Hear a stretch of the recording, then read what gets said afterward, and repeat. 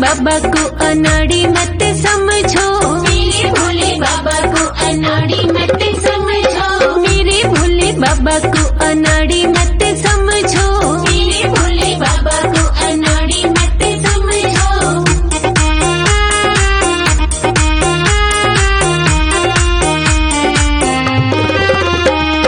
मेरे भोले बाबा के हाथों में डमरू, मेरे भोले बाबा के हाथों में डमरू, मेरे भोले बाबा के हाथों में डमरू, मेरे भोले बाबा के हाथों में डमरू। डमरू को देख के मदारी मत समझो, डमरू को देख के मदारी मत समझो, मेरे भोले बाबा को अनाड़ी मत समझो, मेरे भोले बाबा को अनाड़ी मत समझो।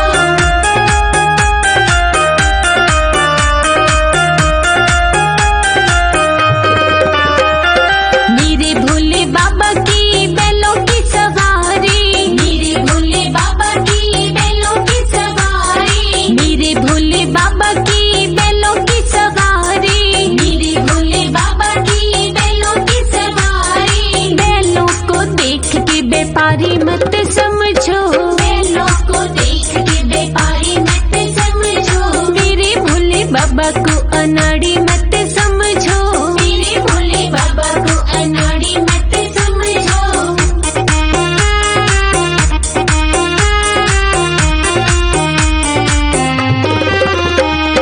मेरे भोले बाबा के अंग भभूति, मेरे भोले बाबा के अंग भभूति, मेरे भोले बाबा के अंग भभूति, मेरे भोले बाबा के अंग भभूति। भभूति को देख के जोगी मत समझो, भभूति को देख के जोगी मत समझो, मेरे भोले बाबा को अनाड़ी मत समझो, मेरे भोले बाबा को अनाड़ी मत समझो।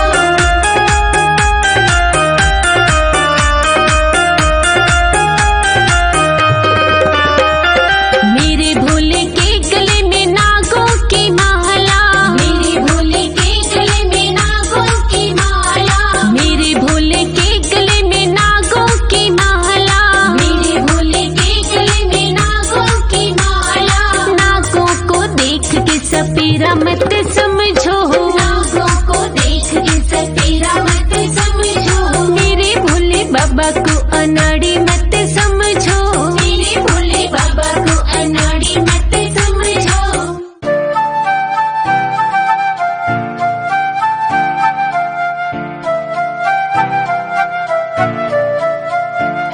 भोले तेरे चरणों की गर धूल जो मिल जाए, सच कहती हूँ बाबा तकदीर बदल जाए। भोले तेरे चरणों की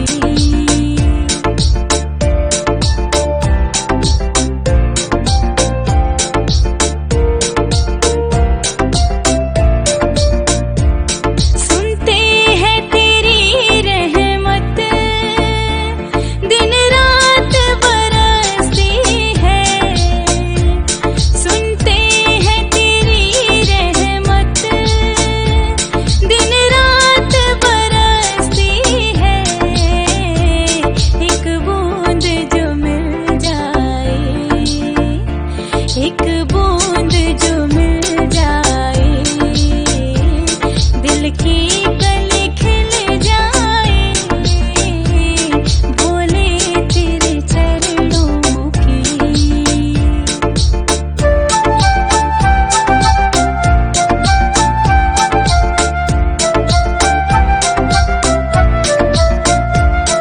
ये मन बड़ा चंचल है, कैसे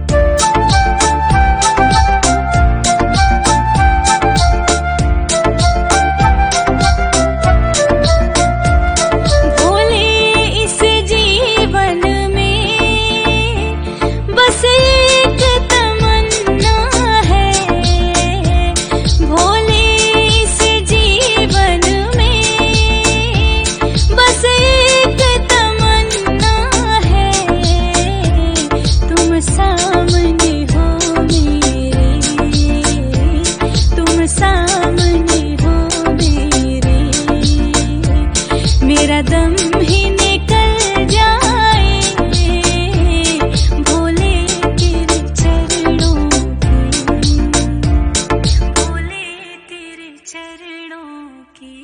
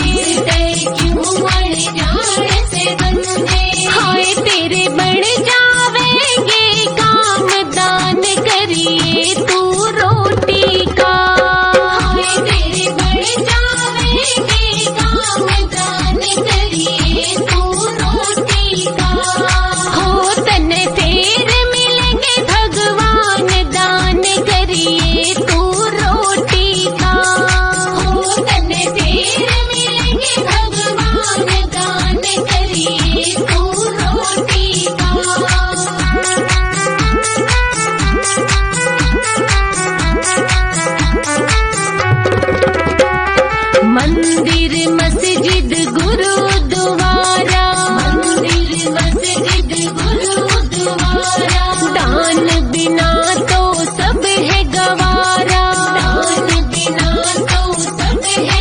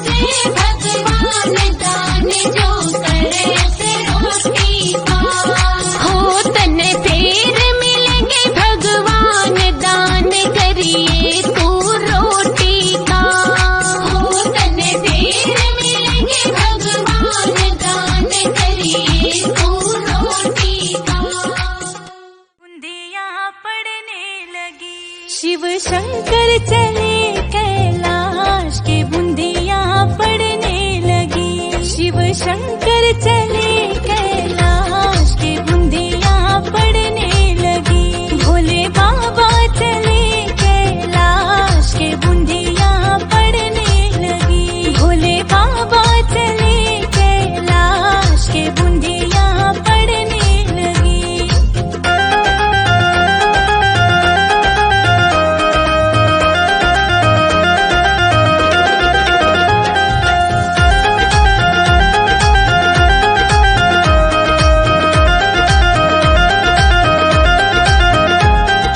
गोरा जी ने बोदई हरी हरी मेहंदी। गोरा जी ने बोदई हरी हरी मेहंदी। भोले बाबा ने बोदई भांग बूंदियाँ पड़ने लगी। भोले बाबा चले कैलाश के बूंदियाँ पड़ने लगी।